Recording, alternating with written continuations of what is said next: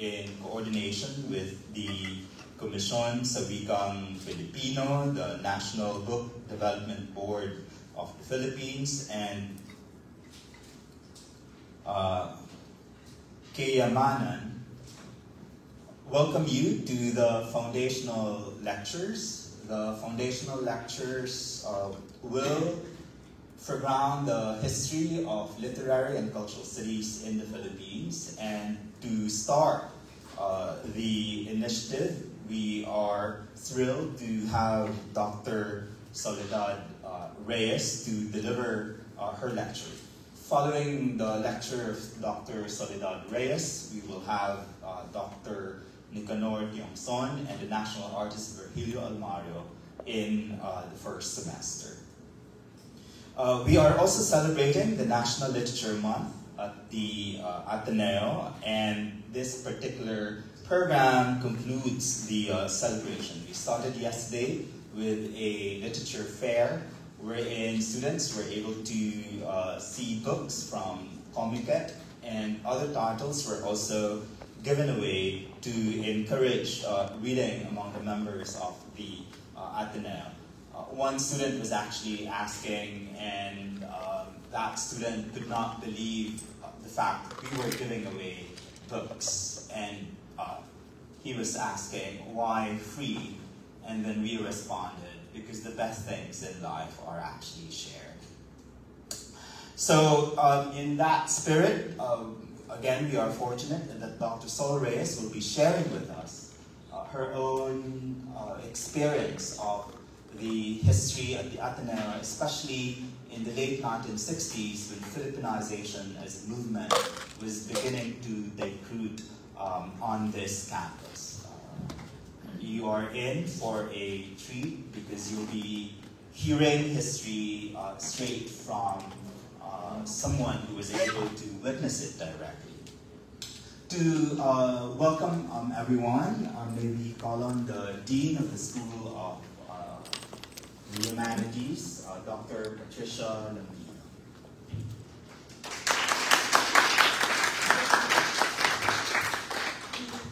Good afternoon, and on behalf of the school, I welcome and thank all of you for coming.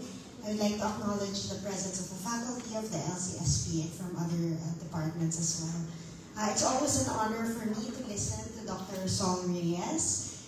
You always have words of wisdom to impart. And speaking of words of wisdom, if you look up today's liturgical readings, these days gospel readings, you will find that they're all stories of Jesus' miraculous appearances after the resurrection. And in each one of these stories, there is a common theme. The disciples don't recognize him, at least not immediately. It's like the authors of these stories want to emphasize the tension between the person they all knew and the person they have yet to know, the person they were encountering right at that moment. So there's the living, breathing Jesus who died a few days ago, and then the risen Jesus who all of a sudden was before them. Mount Sol's story today will be about the person we all know, of course, especially for those who are very lucky to be her student. I doubt if in this room there's anyone like that. And so we look forward to hearing that story, most certainly the story of the person we all have yet to know. So thank you very much for taking the time, Ma'am Sol, in this heat, in this summer. We are grateful that you're always happy to come back to this home. Good afternoon.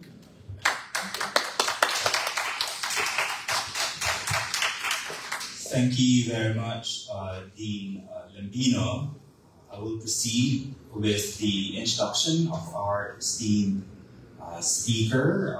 Dr. Soledad Sarmiento Reyes is a distinguished scholar of Philippine literature. She is a central figure in Philippine literary studies, especially in relation to the fields of feminism and popular culture.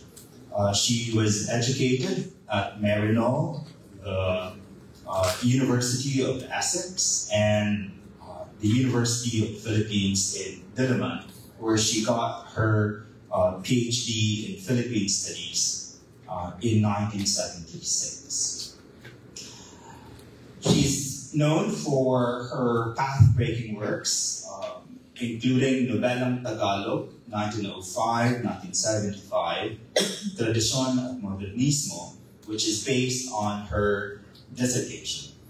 She's also responsible for promoting the notion of the Romance mode in Philippine popular literature, which also is the title of her book, The Romance Mode in Philippine Popular Literature and Other Essays, which was released in 1991.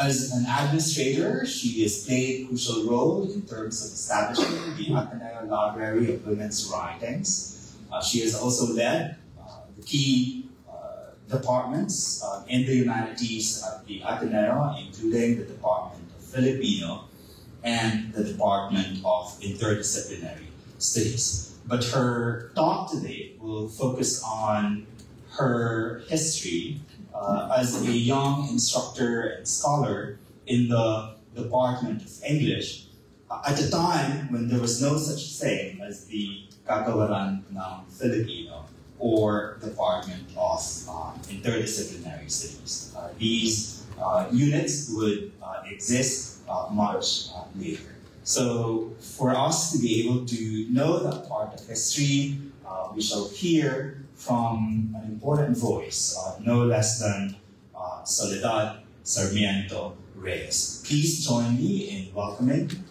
and honoring Dr. Soledad Sarmiento Reyes.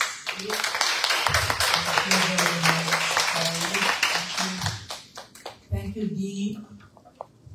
Okay, I wrote a very long paper, so I'm going to skip a lot.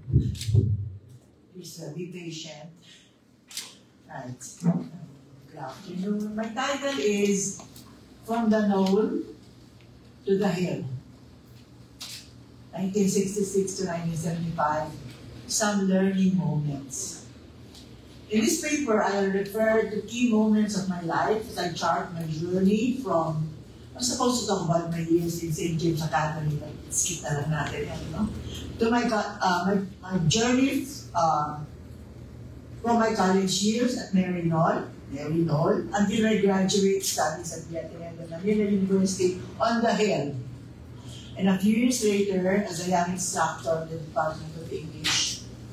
I hope to show you the trajectory of my intellectual development as a colonial whose encounters with movements and selected individuals that coalesce to define what I am today.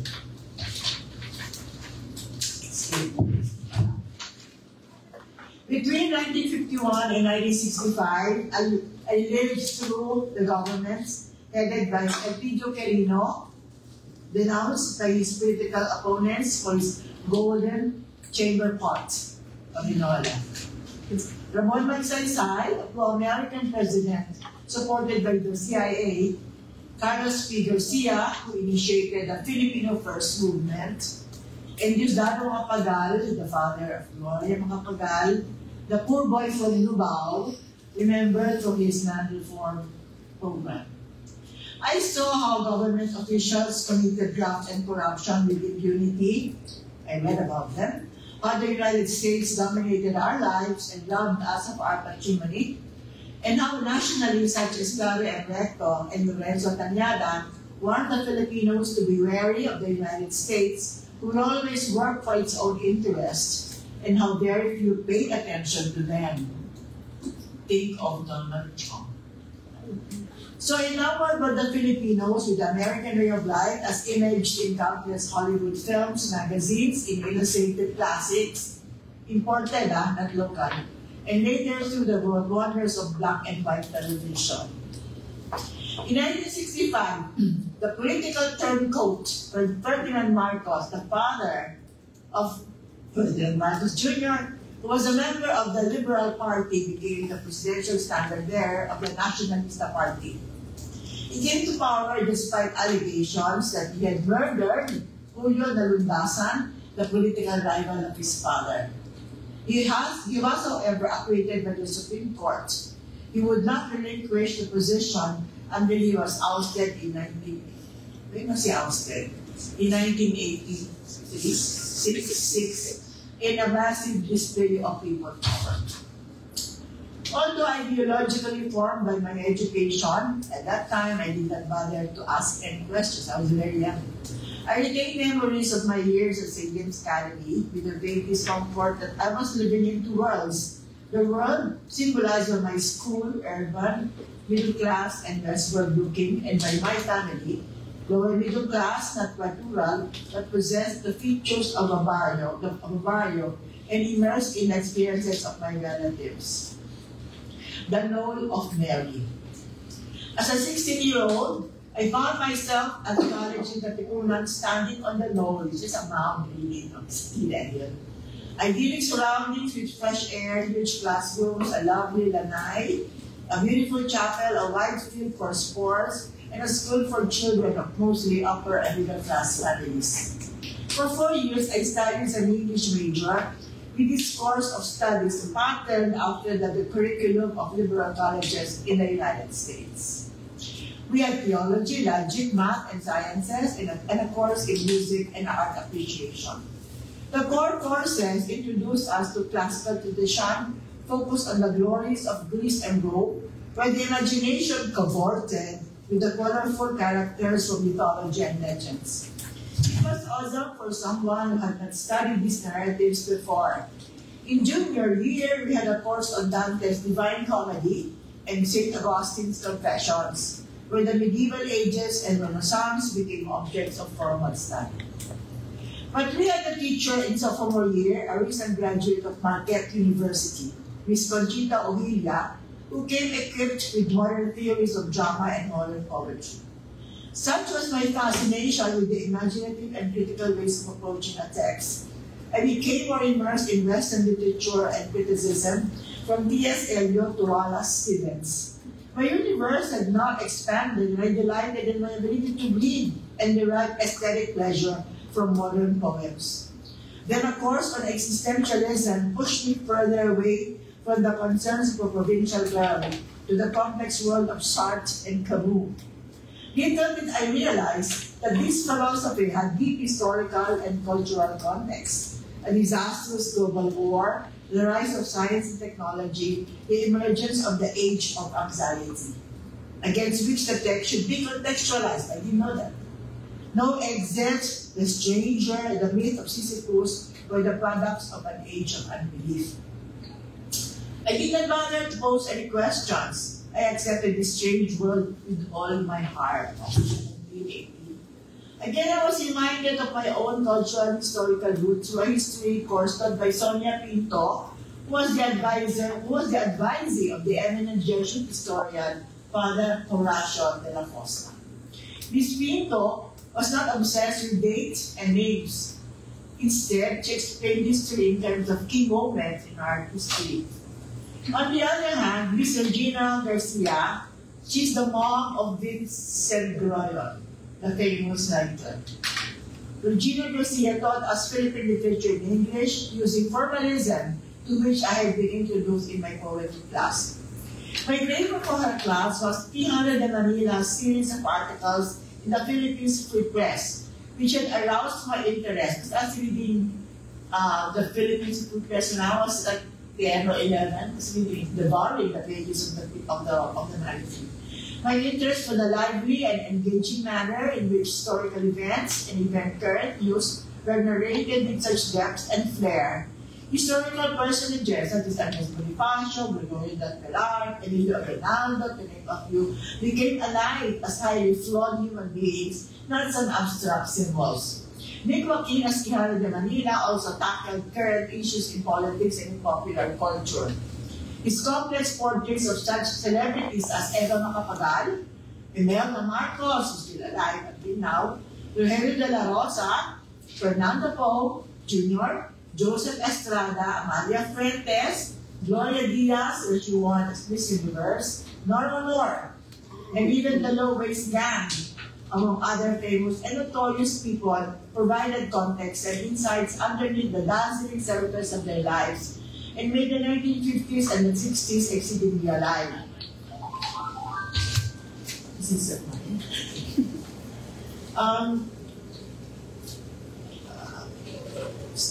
Sorry, I am still.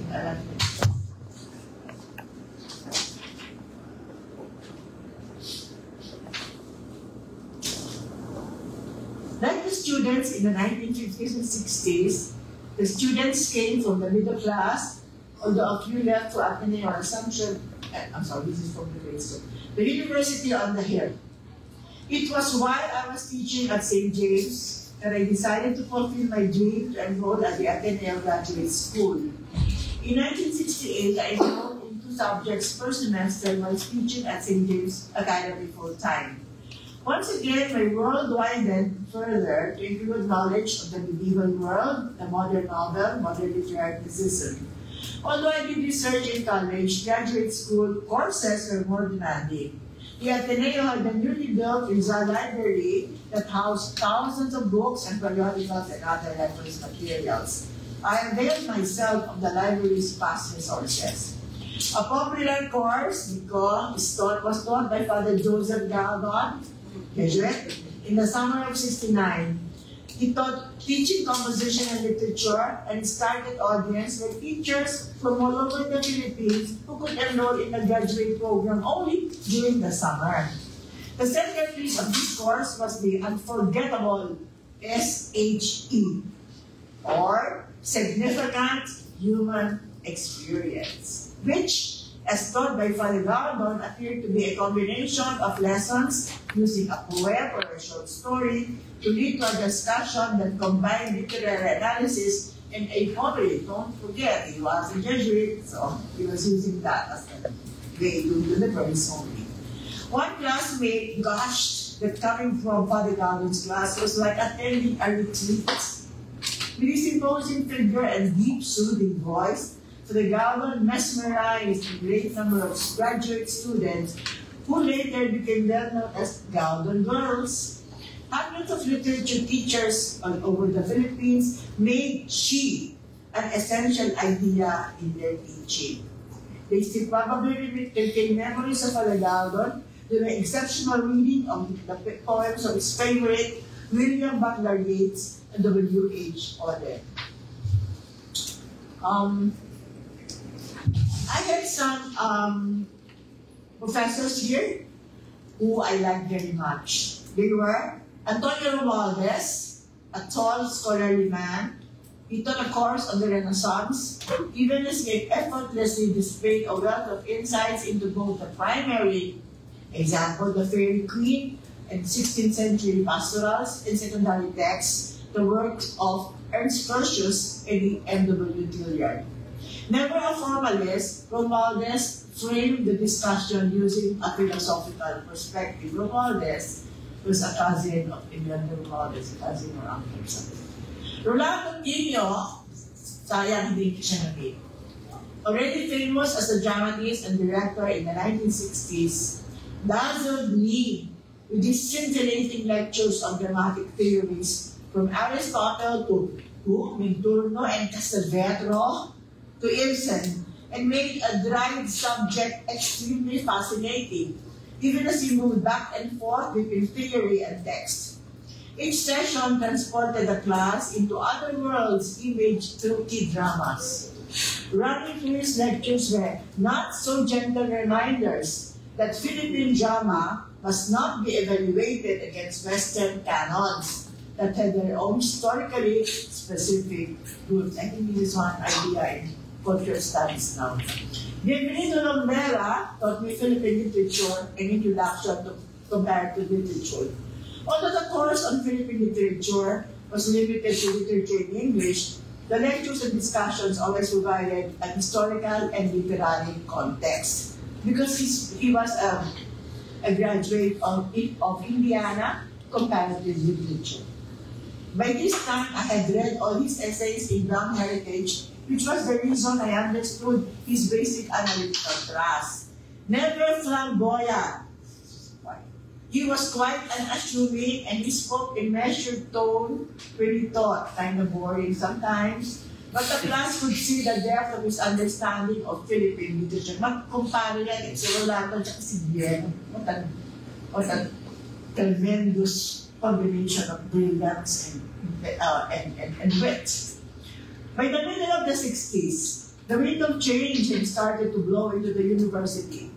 Realizing the need to make the university relevant to the needs of the students and answer the call for Philippinization, then Vice President John Doherty formed a committee composed of senior professors like Ramon Reyes from the Philosophy Department, Vicente Valdepeñas from the Economics Department, and Fido Arce from the Social Department, to explore the possible changes the university should undertake.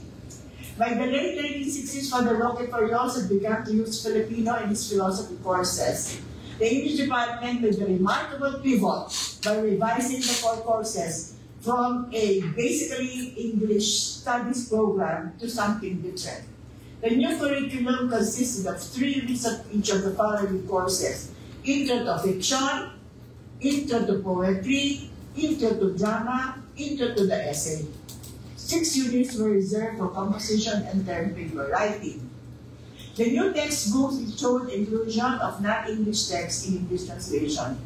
Introduction to Drama would eventually be dropped to accommodate a course on Philippine literature. Privileging the vernacular. The anti-colonial and thus anti-American thrust of the emerging activist movement invariably extended into culture and exposed how English had been used as an instrument in the colonial enterprise.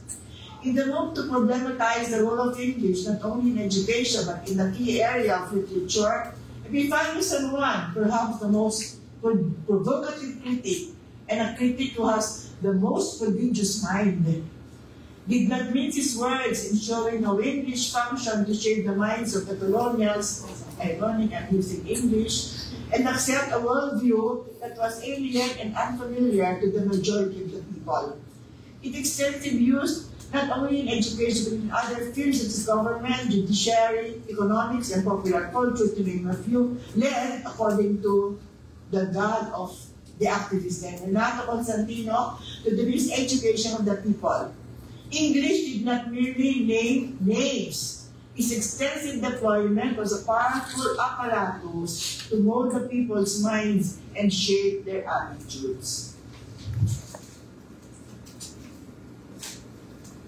A huge step in the pivot to study of non-English texts was taken when Bentley Dunumbera, Roland Coutinho, and Antonio Maluon organized a lecture series that would study the literature in Spanish, Tagalog, and English, with Spanish art, history, archaeology, music, to name a few. Scholars from different universities and institutions were invited to deliver these lectures.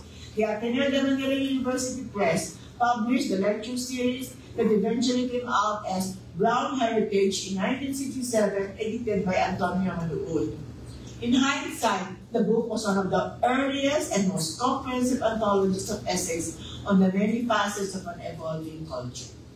The journal Philippine Studies, well known in the 1950s and 60s for articles in philosophy, theology, the social science, and mostly analysis of Philippine literature in English, decided to open itself to studies in vernacular literature. In the late 1960s, the journal began to publish chapters of Lumbera's massive doctoral dissertation on Tagalog poetry that traced the development of the genre from the riddles and proverbs that survived into the 7th century to the 19th century in Balentases, Florante at Laura, 1838.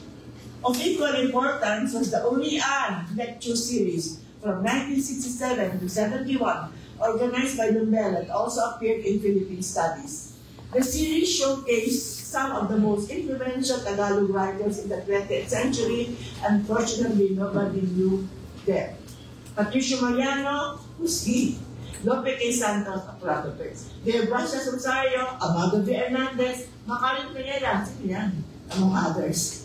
The decision of the editorial staff broke the monopoly of studies in Philippine literature in English, written mostly by Father Miguel Bernard, S.J., and Leonard Casper, the critic from Boston University. Moreover, the Urian series introduced a number of critics hitherto unknown to the journal's readers. Among the featured writers were Andres Cristobal Cruz, he wrote in both English and Filipino, Anacleto Dizon, Rogelio Mangajas, Efren Amued, Pablo Glorioso, B.S. Medina Jr., who was a faculty and chair of Filipino, and Novera Eduardo Matute, whose book we launched last month, and Unit Escasa. The native language could no longer be silenced as it was deployed to critically examine the achievements of important Tagalog writers side by side with the analysis of the writing of Linda T. Casper, Nick Joaquin, to name a few. These Uriel lectures prove that Filipino as a language was more than capable as a means to approximate the world of Tagalog texts. In his introduction to the series, Lumera defined Urian as an old Tagalog word corresponding to the English touchstone. We hope that, quote, the Uriel lectures could help us discover how much literary wealth we have always had and taken for granted. Lumera was writing this in the 70s. Until now, we are still writing it. I am still saying the same thing. There's so much wealth that is still undiscovered. On November 27, 1968, from the Ateneo, you know this, no?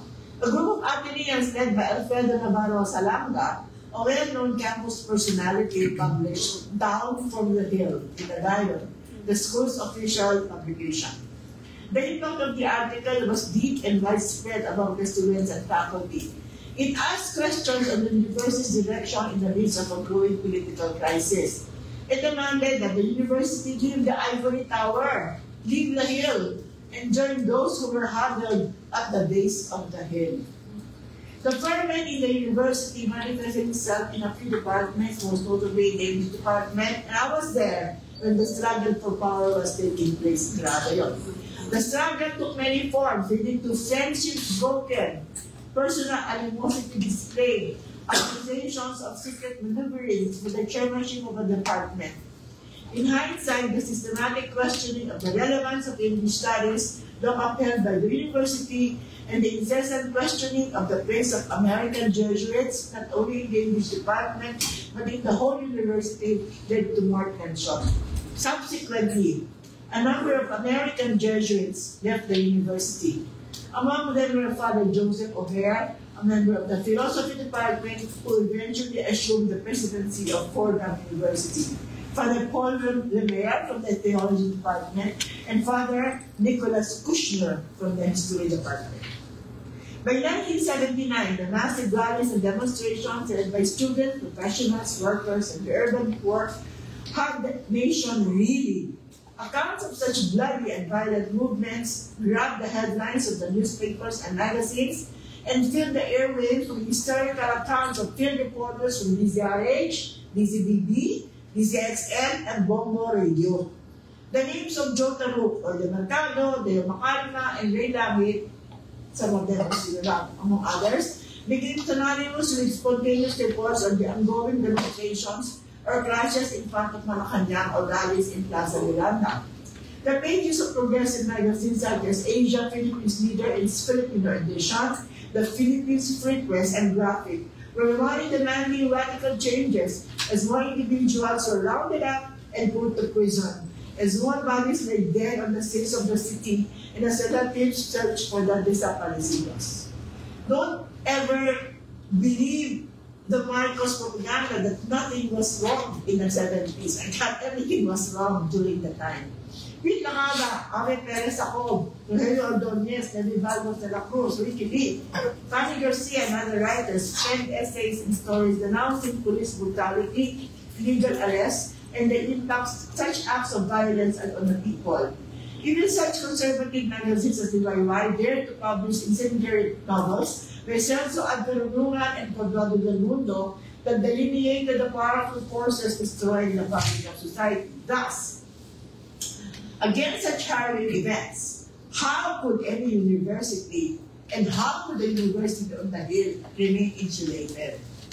This unrest was displayed in the calls for boycotts as the students marched up and down the corridors of Berkman's and Bellarmine Hall, their voices reverberating with passionate calls for their fellow students to walk out of their classes and join the boycott. I could not be because they were so noisy.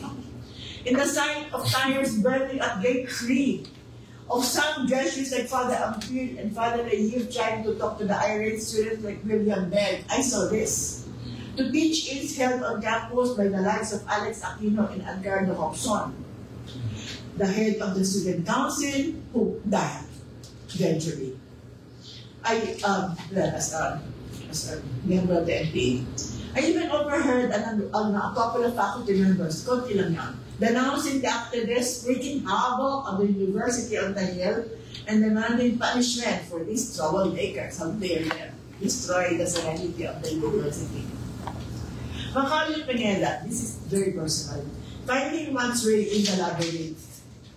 Such widespread move towards the native was manifested in the English department. When, as a part-time lecturer in 1970, I asked Dr. Lumbera for a thesis topic, he suggested the works of Macaulay Pineda. I said, Macaulay who? Yeah.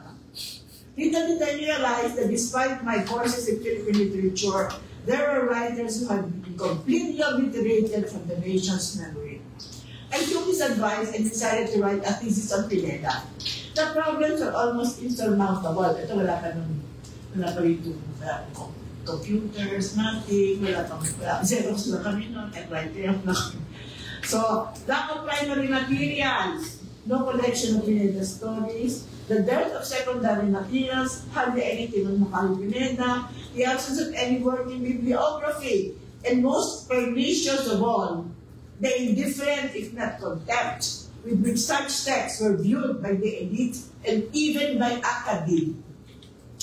Teaching part-time at Ateneo and in Marymount, I spent my Saturdays going to the different libraries looking for Pineda stories and essays in the dimly lit and not air-conditioned libraries like in National Library, UP Library, may aircon dyan. I did not even take a lunch break as I did not want to waste precious minutes that could be spent poring over old magazines. Nakakadiring hawakan kasi nagkakambo na sila, tsaka parang may alay, and all that. I was feeling angry at how these texts had been unceremoniously dumped in some corner of the library. This was, for me, unforgivable. As I labored mightily in these early days, I decided to dedicate myself to Tagalog literature. They were worth my effort, and I could use what I had learned in retrieving and examining these texts, the standard pages. This was like archaeology, where one dug up something precious after painstaking effort. For this actual study of a Tagalog writer, I was able to collect more than 80 short stories, 8 novels, numerous essays and articles, a couple of columns, one of which dealt with the fortunes of people based on their zodiac signs. Popular tsaka elite culture, wala ganun niya eh. Ang gusto mo kumita, magsulat ka ng magandang kwento, pero mag-column ka din na ang inyong kapalaran ay sa ayos mga degree. Ganun klase, walang distinction.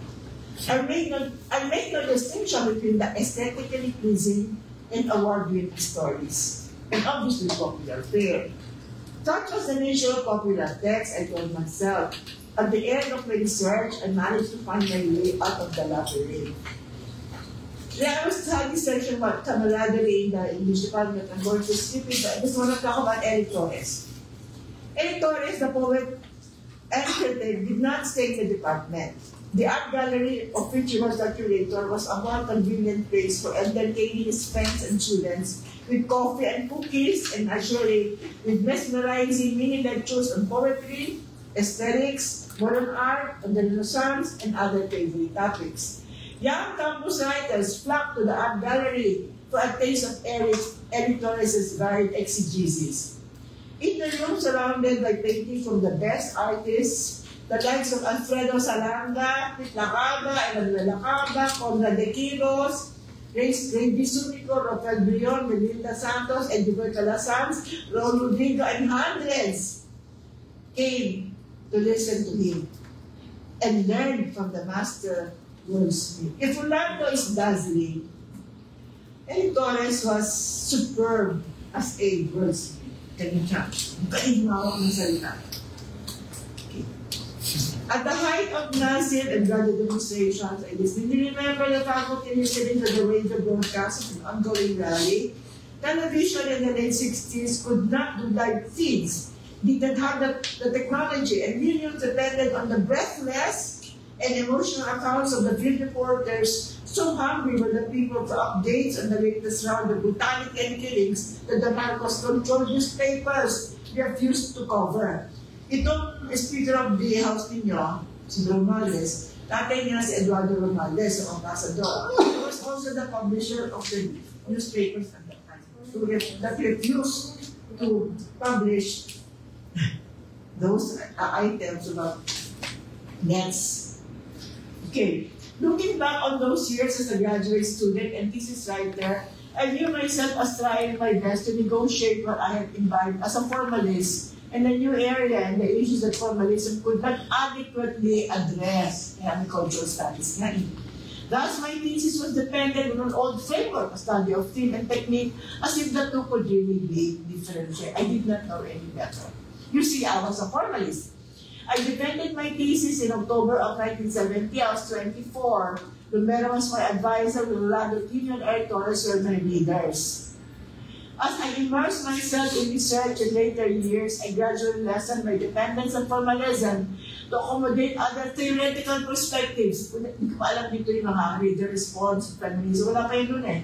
More suitable to the kind of text that Travis had produced. Other notable developments spearheaded by Lumera and Tino. In 1974, the Kagawaran ng Araling Pilipino was established as a direct response to the call for Filipinization. 6 units of Filipino were required of all AB students. I was tasked to edit an anthology of Filipino literature that looked more moderate than the fiery selections in the anthology edited then by Lumera. Couldn't find a copy of that text anymore. Starting the new program were Lumera, Chongson, and the young poet and scholar Virgilio Almario from San Miguel, Bulacan. In 1974, the Filipino department was established, staffed by members, yung Kagawaran ng Pilipino was 1970 or 71. 74, Department of Filipino was established, staffed by members of the English department. Its first chair was Rolando Tino, who had previously chaired the English department, personally. Amato Hernandez, a much-respected poet and fictionist whose commitment to nationalist causes marked his career for decades, joined the Kagawaran ng Araling Pilipino. At 69, kasi asking, so how old are you? He had just been released from Muntinlupa prison, where he spent years on sedition charges. He transmuted his excruciating experience as a political detainee into powerful colors of dissent, as imaged, for example, in the movie Isang Di Parulangit. I felt privileged as a junior faculty to share an office with this writer, whose life and career as a labor leader, a short story writer, a novelist, and a poet had been unconditionally devoted to uplifting the plight of the marginalized. He is a national artist.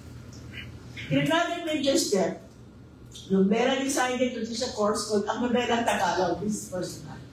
It was due partly to his realization that the novel had played an important role in history. And also become a good friend of Miss Mona P. Hailey, a professor at the English department of the University of the Philippines. For a faculty member, I met her when she was in her 60s already. For a faculty member with a PhD from the American University specializing on the women in Shakespeare's plays, I found it strange that she would dedicate years to generate interest in the Tagalog novel, even as she spent her money, thousands, to reprint some of the older Tagalog novels. This half-American, half-Filipino professor discovered the wealth found in the novels, probably due to the influence of Lazaro Francisco, who hailed from Nueva Ecija, where he grew up. Through her effort and with the help of other writers and publishers, a novel such as Peñas, Nena at Neneng, Patricio Marianas, Ang Alas sa Pakulo, Laksamanas, Anino ng Kahapon, incidentally I translated the novel which will be published by UP. Publicity lang. Advanced publicity. Kung kahit pinalisigin doon sa Magdilin, very printed. She also published articles on Hernandez Peña, Roman Reyes, Red Alaro, and a broad short histories of the Tagalog novel. 2 years ago, her translation of Francisco's Maganda Pang Daigdig, Ateneo Quest, finally surfaced after a long search. It was published by the Ateneo de Manila Press. 20 years ago, this is a very heartbreaking story. I was informed by Edna Malapas that her friends found a resident of the Home for the Aged in Balaswain, Bulacan, who claimed she was a UP professor. This is Home for the Aged. This woman spoke impeccable English, sabi ng friends. On a hunch, Dr. Mario Francisco and I traveled to Bulacan, where we found her. Dumi-dumi ng damit niya, yung hair niya, parang hindi naman naalagaan.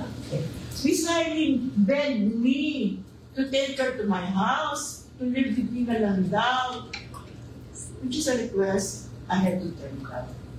A few years later, she died in relative obscurity. Kakaiyak ko eh. So, like na namin mga brothers and babies. Nakakalimutan. We owe her our deep gratitude for her effort to shine a light on a popular genre. Paksa, PAKSA, towards the production of committed literature. Of the activities that the group of Lumera initiated, it was Paksa, panulat para sa kapakanan ng sambayanan that would have repercussions transcending the narrow confines of our university, held at the Ateneo Art Gallery, aliw na ngayon. Wow. From August until October 1970, Paksa was the first ever workshop in Filipino, when the trend was workshops in English. Held at the Ateneo, a bastion of the English language and of the liberal humanist tradition. For which reason, the seminar was doubly significant. First time. In the introduction, the writer's crucial role vis-a-vis a nation was unambiguously affirmed. Tagalog to ha, hindi mabuti.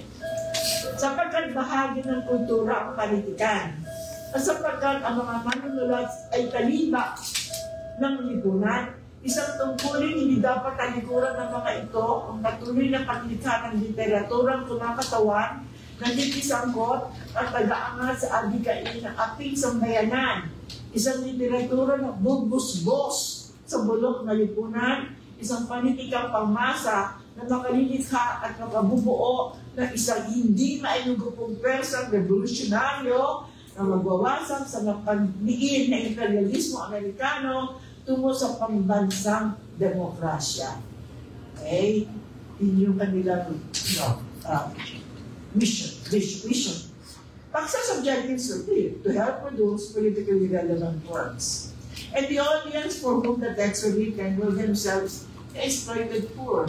Nico King and Greg Brillantes wrote basically for the middle class who knew and understood English, but not for the regular folks, the impoverished classes. There would be no sessions explaining the intricacies of new criticism to guide any new fictionist or poet or dramatist. It was the programmatic that defined the more established workshops in English held at Silliman University with the Tiempos and at the University of the Philippines. The list of participants bear the distinction between fine literature and popular literature. The organizers that included Lumera, Johnson, and Almayo, supported by Timmy and Torres, all formidable names in the university, invited a number of older writers, editors, critics such as Eduardo del Mundo, Patricia Lidoy del Mundo of De La Salle, Anacleto Dizon, Isabella Crisostomo, Conchado Pineda, and Pablo Glorioso, hardly known for being adherents of formalism. Among the younger participants were such award-winning fictionists and poets as Rogelio Mangahas, Rogelio Sicat, Rit Lacaba, Ricky, Wilfrido Vertuccio, Ave Perez Acop, Eligia, Ruth Mabanglo, Luwalhati Bautista, who was itaglaw ng Lahay Award last year, and the relatively unknown, my favorite, Rosario de Guzman Lingat. Written on her. The terrible nightmare did not end in 1972. It was exacerbated with the declaration of martial law, and the country suffered greatly under the authoritarian rule of Marcos, ably supported by his cronies and his generals. The university labored under the draconian force of the regime. The English department, now headed by Rolando Tino, chose to go forward and pick up the gains the department had in the early years when it encouraged graduate students, including Dr. Vilches, to write on their own writers. she wrote on Iluminado Reserve, a very famous life fictionist. So Maru was one of the members of the earliest batch of graduate students in the academy. Scholarship to Father Gama. Bienvenido Lumbera, Bienvenido Lumbera may katanghan galing to hiding, pero nahuli siya. At hiniit, kinunong sa kampikutan. Patingali siya, no? With other political prisoners, we used to reason them. So, well, mga si Ricky and even si Tony Pet Araneta, o sa ni John Cruz Araneta, Ricky was so thin at that time. Sure, business na ngayon. As an attempt to create a culture of research, Pino with his imperious voice and powerful personality, decreed in 1973, parang hari yan eh. The English faculty would deliver a lecture per semester that showcased the results of ongoing research. Many of the faculty read papers that dealt with different vernaculars. Ito yung start talaga ng vernacular. Edna Lapas and Lourdes Medal worked on Kapampangan literature. Doreen Fernandez read a paper on Ilocos drama, he's an expert. Georgina Reyes, a graduate of Brandeis University, studied the book. Napilitan siya mag-aral ng Jose Corazon de Jesus kasi alam niya English eh. I read a paper on love and marriage. He selected a love novel. Bilang ako, okay, sabi ka, pero industry, tayo. Rapid lang ako. Sabi ka, in EMW Billiards Classic, I think you should try to read it. Kahit na cultural studies kayo, magaling to study nito. In ES, there is a bigger world picture. The vastness and complexity of the universe was imaged in familiar terms. The world being a gigantic chain of being. Chain yan.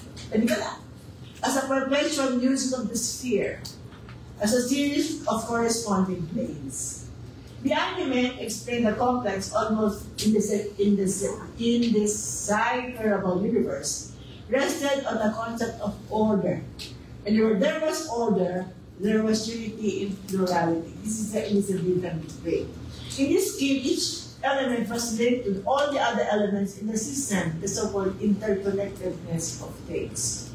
For example, the political turbulence in the political sphere was reflected in the turmoil in Macbeth's mind, brought about by voting ambition. And if you read Macbeth, the opening scene was the storm and the witches. So all of those are corresponding planes. I know that Marxist scholars, and critics have long debunked this theory of the medieval and Renaissance. Ayaw nila yung order na yan. For these critics, life was a constant struggle and reality was in a constant flux. And conflict theories have shaped much of Marxist thinking and traditions found in Althusser, Pierre Machelet, Richard Goldman, to name a few. But I still will do some of these guys' concepts. In the midst of much data, okay, di ba yung ma-abstract natin sa sinasabi ko na to, ano sinabi, to plot the trajectory of my journey in the early years ng to of my career. First, the university was a microcosm that reflected the turbulence in the body politic. Thousands of factors, political, historical, economic, cultural, philosophical, global, coalesced to bring about exceedingly fractious and dysfunctional system. Emerging from a devastating global war and plagued by the effects of colonialism and governed by a succession of corrupt politicians, from Quirino to Marcos, etc., who still did the building of Washington, unable to break loose from their dependence, and with the gap between the rich and the poor worsening, and the emergence of intellectuals and leaders who were well-versed in foreign ideologies and unafraid to change the status quo, the country was ripe for tectonic changes. Yet the Manila faced certain challenges. First, it was a Filipino institution, but until the 1960s, American Jesuits occupied administrative positions. The presidents were Americans. Except Father Pacifico Ortiz was the first Filipino president. But an increasing number of Filipino Jesuits saw the need for changes where Filipinos would play a more active role in the institution. The tension was palpable. I could feel it. I could hear it at the time. And manifested itself among the Jesuits themselves. Secondly, a school founded in the 19th century to teach the children of the middle class retained its clientele in the 20th century, of the Aranetas, and the Yulos, and all that, with mission to train future leaders and movers. And yung Manila is to train these people will become the leaders of the country. But, as a Filipino university in a country where the majority belong to the impoverished class, it should also make itself accessible to those who ordinarily could not afford an academic education. Ano? Logical yun, di ba? Mahirap yung tao dito, bakit puro inaano, mayayawan, gawin mayaman pa din. A consequence of this decision was to look for sponsors for a massive scholarship program, which is being done. And I'm happy that since the 20% of our academia population are on scholarship. It's very good, it's very good. The events that plunged the country into chaos in the late 60s and early 70s probably prompted a more intensive discussion of the school's role in the country, even as it laid bare the contradictions within the Jesuit society. That was the moment in the review. Secondly, at a critical junction when the university saw itself as a university that ought to be more attuned to campus needs beyond educating the children of the elites, Father Pedro Arrupe, the provincial of the Society of Jesus, made a call for education that was geared to those outside the exclusive circle dominated by the moneyed class. It was the institution's solemn duty to educate men and women for others. The term others had gained a specific connotation to refer to the outsiders and the marginalized, to those bereft of power, to those who belong to the impoverished class. I remember in the 1970s, daming mga classes, going to the barrio, living in the barrio home, immersion program. So, I think okay. That is something inherited from the past. The demand to think beyond the self towards a bigger role related to the needs of other sectors was a clarion call that could not be ignored. The movement that began in Latin America had swept the world, mostly the poor countries of Asia and Africa. The works of Gustavo Gutierrez and Paula Freire provided the intellectual framework for various movements that questioned the role of education in poor countries that were mostly former colonies of superpowers and were now under dictatorships. I think Father Francis, Pope Francis was a product of this wave, this movement. The anti-feudalism, anti-fascism, and anti-imperialism slogans of the nationalist movement in the Philippines resonated with millions of Filipinos under the Marcos regime. That the country needed to get rid of all these disruptive forces and their ideological apparatus was a conclusion arrived at by systematic and collective analysis of the conditions in the country. Thirdly, it was against this historical context that I embarked on my first major study that would define my subsequent path. My thesis on Macario Pinedo was an eye-opener to the difficulties of working in an area that appeared as a vast wasteland, yes, a prospective researcher. It was also a spark that piqued my curiosity. Before I learned to appreciate Pineda, I had to undergo a most excruciating task of retrieving what little material existed about the writer and to actually read his stories and novels, essays and columns that I had to look for in old tattered magazines and their yellowing pages. These magazines lay in a heap in some libraries that hardly paid attention, and in some libraries that hardly paid attention to these documents. Now, rotting in a corner.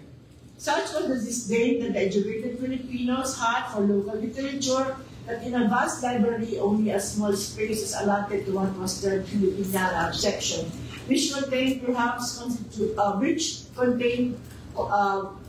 constituted 100 of the materials contained in the Maynard. I'm always so angry. We have a Filipiniana section. You go to the American University or the Wisconsin, wala naman silang Americana section. Doon sa British Museum, wala namang Britannica section. So parang, yan, bakit Filipiniana niya sa pagkaliit-liit pa, nakakahiya. I-compare mo sa mga ibang libraries abroad. My encounter with the Robert Pinedo was a major revelation. Trained to analyze mostly Western texts, formalists were the texts were abstracted from history and consciousness. I realized that formalist criticism could not adequately examine the text, its production, its sometimes contradictory meanings, and the way it interacted, not with the UP student or the professor from Ateneo, but with the ordinary readers of Liwayway or Aliwan, at yung mga nagtitinda ng gulay, ito yung mapasok sa pabrika, ito yung mga jeepney driver, ito yung mga manikurista, ito yung audience eh. It was in this crucial beginning that I came to understand the inadequacy of one perspective to exhaust the text's plenitude of meanings. Well, pinamahal ka ng text, kala ko isa lang, no? To give justice to its immense complexity as a cultural product written by a popular writer in Tagalog with its own literary conventions. Tagalog has its own conventions in English. Ayan yung pinagtakawalan yung siguro sa second Tagalog, iyakin. Convention yun ng oral poetry na nag-aanting ng damdamin. Kaya bakit umiyak din yung tao kapag pinapakinggan yung tula tungkol sa pagbabalik. Namatay na pala yung kanyang yung girlfriend niya. Umiyak yung mga tao. Yung convention nila hindi naman convention nila yung e-comments, or Wallace Stevens. Mga hard, crystal clear, and yung mga pinapag-aralan nyo, imagism, Wallace Stevens and all that. Hindi ako din nag-aaral yan. Sabi lang kayo. It was, okay, yun, kulang talaga. Right. In retrospect, malapit na matapos. The movement, the late 60s and early 70s, the milieu, the widespread activism that spilled over into massive rallies and demands for a radical change of government, an evaluation of the Jesuit mission, and my own encounter and subsequent embrace of the task of studying the literature and the Tagalog literature, corresponding one another to mold my mind, and develop a set of attitudes open to discover what lay ahead through the knowledge acquired formally and informally. There was a willingness to discard what was not useful. Mahirap din eh. Mahirap tapos yung pinag-alalan ko. Wala nang choice. And to accept what was more relevant to understand a body of literature, on which only a few hardy souls had spent time and effort to comprehend the work against their context. I took a risk. And I took the first steps. When I was in my 20s, tentatively and cautiously, in a largely unexplored cultural terrain, where historical forces within and outside the university forced me to push myself beyond what I was used to a strange, exciting, but sometimes frightening world, where the harvest was full, but the laborers were few. Ay, nagpunta ako ng Bible na. In the following decades, I would complete a PhD in Philippine Studies, take a second master's at Essex University, I read the dissertation and published it. Then later on, right now, I'm write on female writers such as the floor, Rosalvin Matingat. I will just make it. And that is more restful than going to the libraries and looking for old novels. I credit my past experience in the late 60s and early 70s. With making me aware of my role as an individual in a society where work still had to be done awa kayo sa ating panitikan in cultural studies, especially the works of marginalized sectors, the poor and women writers. I have no regrets. I chose a road not usually taken by young researchers. Kasi yung mga researchers, si Jana puro, sorry hindi sa metaphysics exam. Why don't you dirty your fingers and look for old materials, you know? Kailangan kayo eh. To quote Robert Frost, and that has made all the difference. Thank you.